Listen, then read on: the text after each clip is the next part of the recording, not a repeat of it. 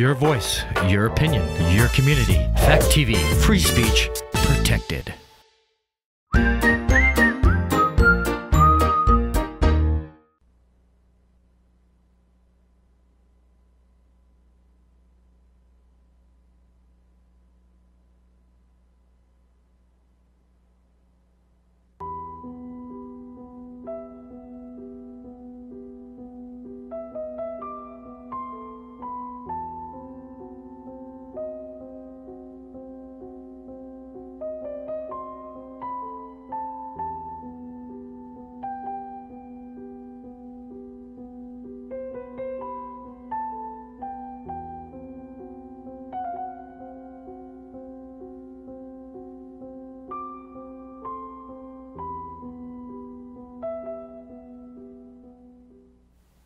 Good evening, and thank you for joining us once again here on the program, What Do You Think?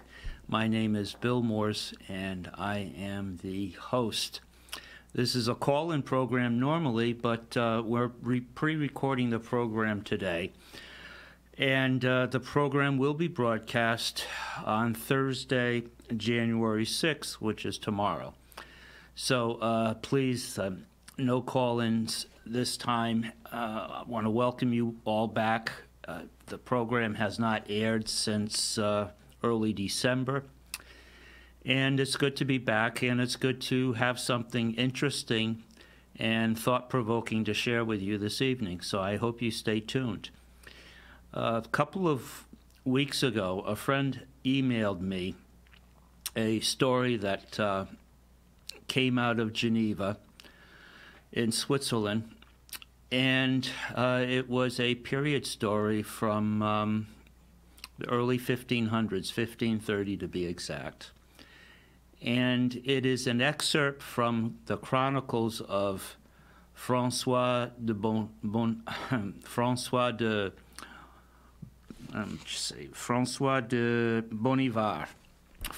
Bonivard, who was a prior at a monastery. Now, a prior at a monastery is the person in charge of that religious order.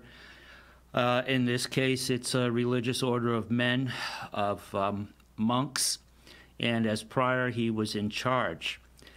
When we're talking about the French section of Switzerland, there's a German-speaking section, an Italian-speaking section, and in the west of the country, there is a French-speaking section of Switzerland.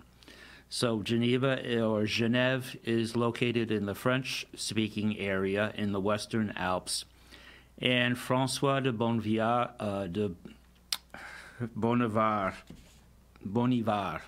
my apologies for murdering his name, no pun intended, de Bonivard, wrote chronicles about the city of Geneva. The chronicles span from roughly 1500 to 1560. And if we could get his portrait on the screen. And there we go. François de Bonivard, quite a dapper man. He was born in 1496, and he lived 74 years, which is a long life expectancy for the 1500s. He was raised in a noble family, hence de Bonivard, of Bonivard, and his father, who was also a clergyman, had pushed or channeled his son into a religious education. Now, a lot of things were going on in this period of time. We're at the end of the period of the Inquisition, whereby heretics, or people who were thought to be sorcerers or performers of magician, were also often forced to confess their transgressions, and it was a very brutal period of torture and death. Kind of a, I'm not going to say ethnic, but a spiritual cleansing, let's say, a spiritual genocide within the Catholic Church. For that reason, you had a lot of people leave or protest the Catholic Church, and they went their separate ways, either following Martin Luther in Saxony in Germany or other people, and they became Protestants, hence the word protest Protestants. And many Protestants were coming up into Geneva at this time to escape persecution from Catholics, most notably in Italy and other places of in southern Europe. Also at this time, the printing press has been around for 50 to maybe 60, 70 years, and so books are starting to be printed. Many people in the church were literate. They knew how to read and write, and of course, before the invention of Gutenberg's printing press, all books were hand-copied, and this work was done by clerics or people, scribes who worked within a monastery, let's say, or another religious institution or organization. So you've got the printing press, which is now producing books, spreading knowledge at an unprecedented rate. You've got religious upheaval with the formation of a breakaway group of Catholics who later would be calling themselves Protestants for protest. And you've got the beginning of the so-called Enlightenment in art and in science. So it was a very interesting time to be alive. And so the prior Francois Bonivard wrote about a particular story or an incident that took place in 1530 in Geneva in his chronicles. And my friend sent me a modern-day text version of that story. A little background, besides the printing press and religious movement, religious breakaway, you also had 200 years earlier in the 1340s, you had the outbreak of the bubonic plague. And bubonic plague came from Asia. It came aboard trading vessels, and it first reached Europe through an Italian port in which 5 vessels from Asia, trading vessels, came, and the rats had lice, and the lice, or the fleas, I should say, fleas is more accurate, had the bubonic plague. And the bubonic plague was very lethal. Normally, if someone contracted the plague, they would know about it within 1 to 7 days by the appearance of boils and sores on their body. It was painful, and there were no known antidotes at that time. Also, it's important to remember that surgery was taken care of by barbers, like the barbers that cut your hair or trim your beard. These people, this profession, the barbers, were the first surgeons in the Western world. And when Western world, I mean Europe. And so they were the ones responsible for treating people, whether they had the plague or whether they had some other type of injury. And as I said before, they were trained, they were certified, but they were called first barbers and then surgeons. So you've had already an outbreak of the plague in Europe. What happened was the plague was brought under control through separating the people who were infected. By that I mean the people who showed the signs who were actually sick, and by going through and looking at hygiene, cleaning the wounds, dressing them. Unfortunately, because there were no antidotes, there was no medicine, the people who contracted the plague died. The authorities were just concerned that it not spread. And so after running its course for about 15 years, the plague died away, I'd say about 1350. And it's interesting that the plague would reappear every 20 years in a cycle. And in 1530, there had been enough cycles by that time so that the city had set up a hospital designated just for plague victims. And so they were acting proactively. They had a surgeon or a barber in charge. They had caretakers, attendants, or we would call them nurses, who would see to who would take care of the victims or the patients. And so that's where our story begins. It's 1530. A hospital has just been opened up because they fear another wave of the bubonic plague.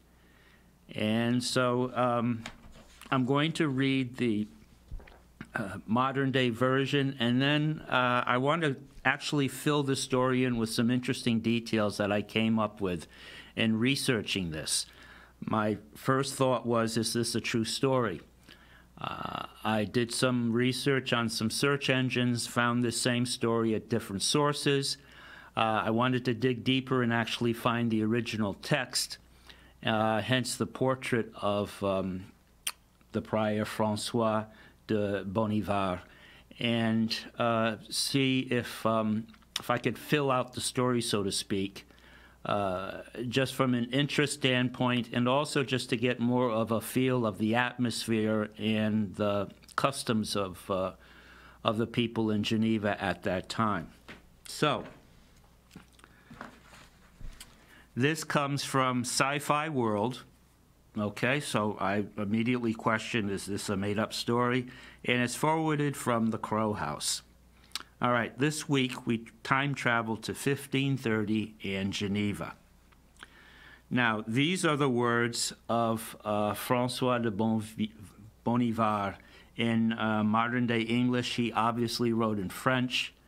And so we will look at some of the details from the French version, which is actually the one that he wrote. So when the bubonic plague struck Geneva in 1530, everything was ready. They even opened a whole hospital for the plague victims, with doctors, paramedics, and nurses. The traders contributed, the traders being the business people, because, again, you can think of the devastation on business from the plague when all commerce is shut down. Ships are not allowed to dock because they're afraid of people carrying the plague. They go through a quarantine of, I believe it was 40 days. And people are not allowed to leave their homes, etc. So the traders contributed. In other words, the business people paid money. And the magistrate, which is the local authorities, the magistrates are like judges, okay? They make decisions, judges and counselors. Like magistrates are kind of like a city council, combination city council police force. So the magistrates gave grants every month. So the hospital was getting a grant to operate and to take care of as many patients as necessary. Also, in addition to the grants from the magistrates and the business people, the patients also gave money. And if one of them died alone, which sometimes happens, all the goods went to the hospital. So, for someone to be admitted into the hospital, payment gets assured. If they are alone, then the hospital has rights to whatever property that person has. You can see where this is going. But then a disaster happened. The plague was dying out. While the subsidies or grants depended on the number of patients. So the hospitals were actually better off bumping up their numbers or admitting as many people as possible to increase the subsidies or the grants, the monies that they received. There was no question of right or wrong for the Geneva hospital staff in 1530. Now, who was in the staff? You had, in this case, you had a gentleman who, even though he was a barber slash surgeon, he was not certified. He was not schooled with a diploma. His assistants were often people from other countries who had migrated to Geneva in search of a better life. They were paid enough to keep them in what was considered a dangerous occupation and also one that was looked down upon.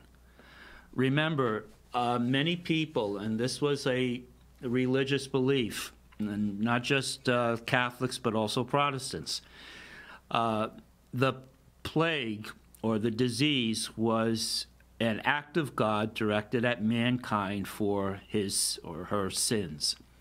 And so this was retribution from God. This was not seen as germs or germ warfare or sickness. This was seen as punishment from God.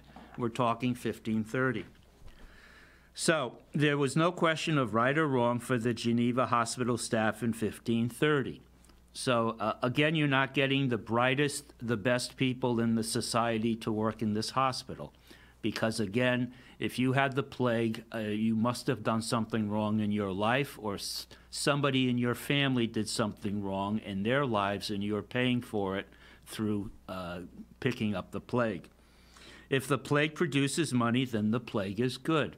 So the plague was, once you take away this compassion of the person is sick, the person doesn't deserve this, it's unfair, it's bad luck, once you take all that away, then it's much easier to treat each patient as an account, as a potential cash cow.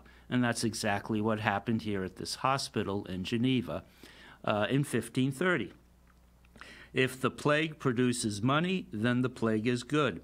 And then the doctors got organized. They all started singing from the same script. At first, the doctors poisoned patients to raise the mortality statistics, to make the plague look worse than it actually was. Remember, at this time, the wave was a weak one, and this weak wave was already subsiding, and there were fewer and fewer people getting sick. But they realized that the statistics did not have to be just about mortality, but about mortality from the plague. So they had to make an association between death and suffering and the plague, regardless of the circumstances in which the patient found him or herself. So they began to cut the boils from the bodies of the dead. Again, skin boils were a symptom of the bubonic plague. They were all over your body, and so what they would do, they would prick open or lance these boils, take the pus or the liquid out of the boils, dry them, and ground the powder from these boils in a mortar and give the patients this as medicine. Now, when I read this the first time, I thought, I used to get every year a vaccine for the flu. And it was explained to me that in part of the vaccine for the flu, you get part of the flu. In other words, you get a small portion or taste of the flu in order for your body's immune system to react and get stronger. So it's interesting. I see a parallel there. So they would give them to but the intention, of course, was not to build up the patient's immune system in this case, but to kill them. So they began to cut the boils from the bodies of the dead, dry them, grind them in a mortar, and give them to other patients as medicine. Then they started dusting clothes, handkerchiefs, and garters. Garters is what men and women use to keep their pants or their articles of clothing in check, so that they wouldn't have a fashion, what happened? A fashion, I forget what that was called, anyway, during the football halftime show 20, 30 years ago. Fashion misfunction, I think that's what they call it. Anyway, garters keep your clothes in place. But somehow the plague continued to abate. So they were spreading this toxic dust, or this poisonous dust from the boils produced by the plague on people's clothing, their handkerchiefs, any place where they would come in contact with their hands, and then from their hands to the mouth, and make the transmission that way. Apparently, the dried, they call them buboes. I'm going to say the dried powder didn't work that well. Doctors went into town and they started spreading a stronger version of the powder on door handles at night, and they would select homes of people from whom they could profit.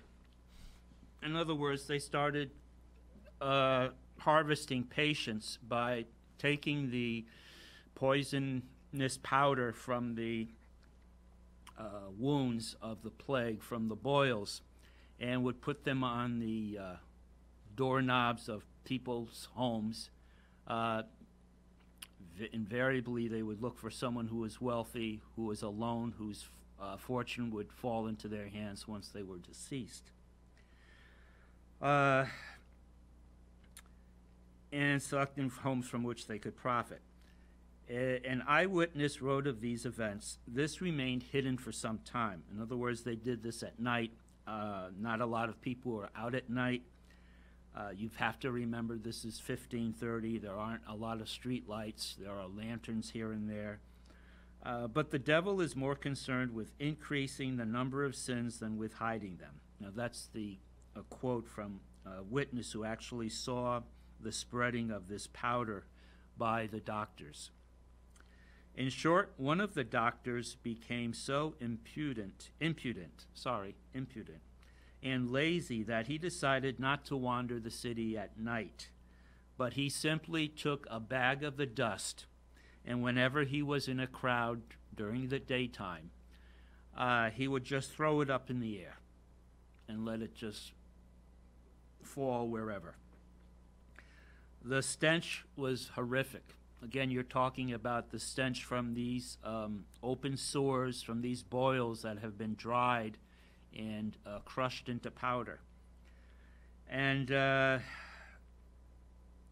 smell was recognized one day by someone who had survived treatment in the hospital, had picked up on the smell from the hospital and recognized the same smell or the same stench in the street.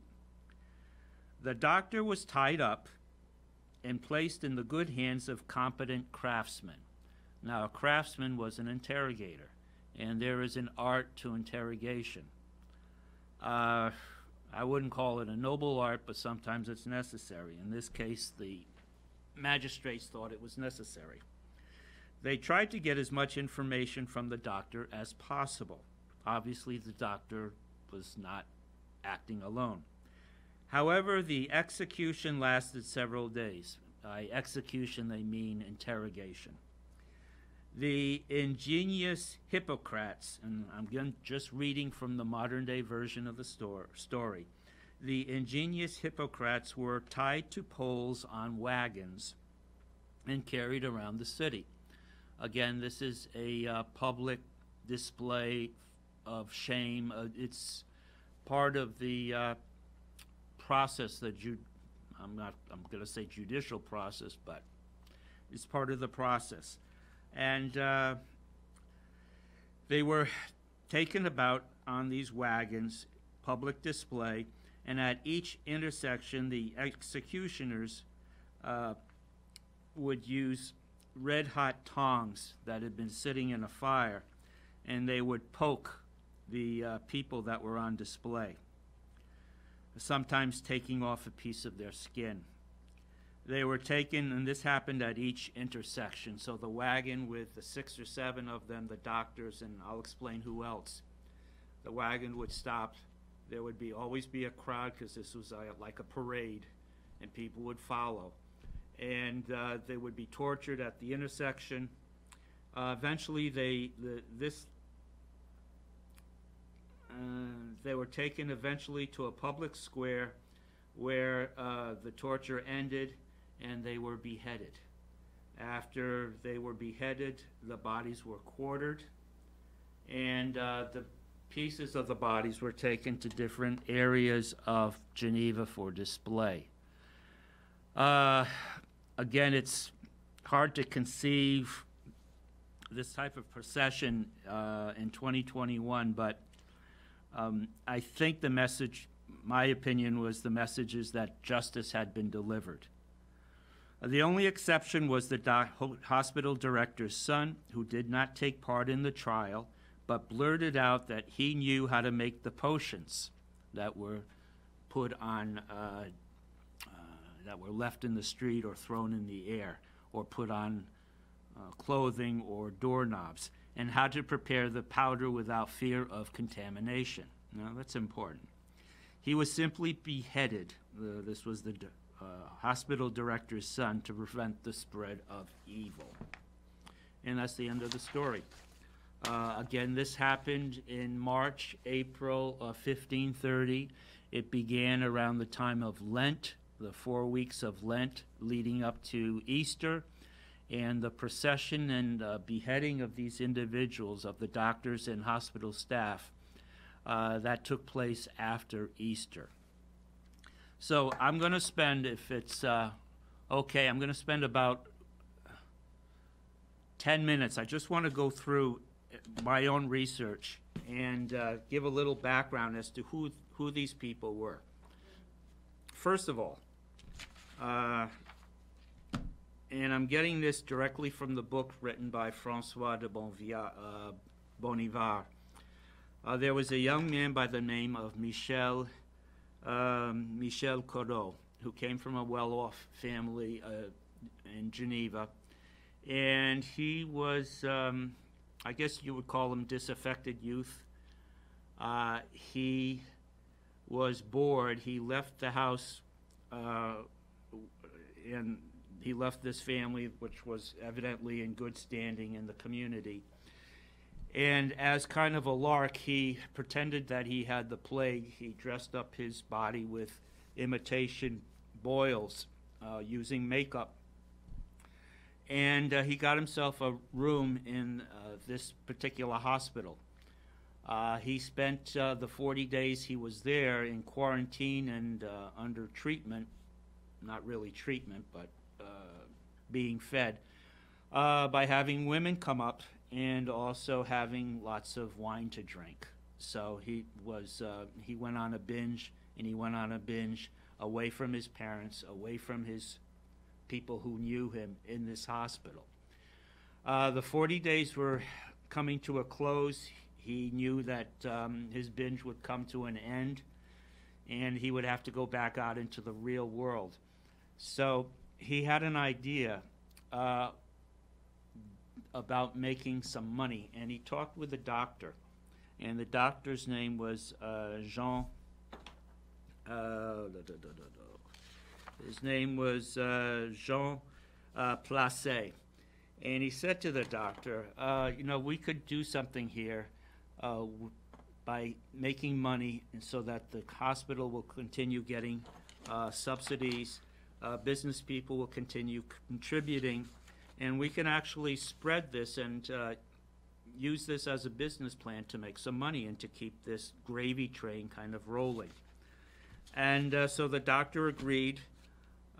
It was actually Michel Corot and his mistress that went out into the street spreading the powder, the poisonous powder from the sores. And the doctor was administering poison within the within the hospital, and artificially pumping up the numbers by harvesting people that would not only get sick, but also leave their estates to him or his hospital once they deceased. And so This worked, as we know, from the modern-day version until someone from the hospital who was discharged saw or picked up the smell from the toxic powder that was in the street and notified the magistrates. And the magistrates did an investigation, and they brought in this young fellow, Michel Codot. Eventually, first he said that he was spreading the toxin as revenge against people that had made fun of him for the sores on his legs. And further investigation, they found out that he was just using makeup and blood to simulate sores, and it was all a fake. And so they did what they call an estrapade. They tied his hands up behind his back, and they lifted him up in the air, and he was suspended in the air with his arms tied behind his back. And what that does is it puts incredible strain on your shoulders. In severe cases, what they do is they hoist you up, your hands tied behind your back, the cord or the rope tied to your hands, and they hoist you up. And of course, a lot of pressure on your shoulders. They would hoist you up, as I said, and then drop you, and the rope would be gauged so that just about a foot above the ground it would stop, and there would be this wrenching, this jerk, and that would cause incredible pain in your shoulders because your shoulders are gradually being dislocated. Well, he had a taste of this type of interrogation, and he confessed that he was in cahoots with a doctor, Dr. Jean Placé, and that not only the doctor was involved, but the doctor's wife, the son, the servant, a couple of other doctors, and the nurses or caretakers. They were all involved in getting something from the patient and speeding the death of the patient and keeping track of the numbers, falsifying them to increase the amount of subsidy from the magistrates and the business people. So the doctor was arrested, and again, the other doctors, I think there were maybe 3 that were involved, and the caregivers, the nurses. And after 6 days of interrogation, they confessed, and the whole story was recorded by the magistrates, and that information was made available to the author, our author, François de Bonnivard, the prior from the monastery in Saint-Victor in Geneva in 1530. And hence they were paraded around afterwards, and again as a show of justice before the crowds, and eventually were put to death. So that's it for the story. I apologize for this not being a call-in program this evening. We will be back hopefully the following week, and if you have any comments, you're welcome to call in then. I just thought this was interesting, how not only the treatment of the Black Plague in late Middle Ages, but also how people then took advantage of a situation, of a horrible situation, and made it even more horrible. So I want to wish everybody a good 2022. I think we're going to see a lot of revelations, a lot of secrets revealed in this year of change. And I hope for most of us these will be very positive changes, and we'll be able to enter a more enlightened period for humanity. So take care, and I want to thank you for tuning in and listening to the story, and God bless. Take care.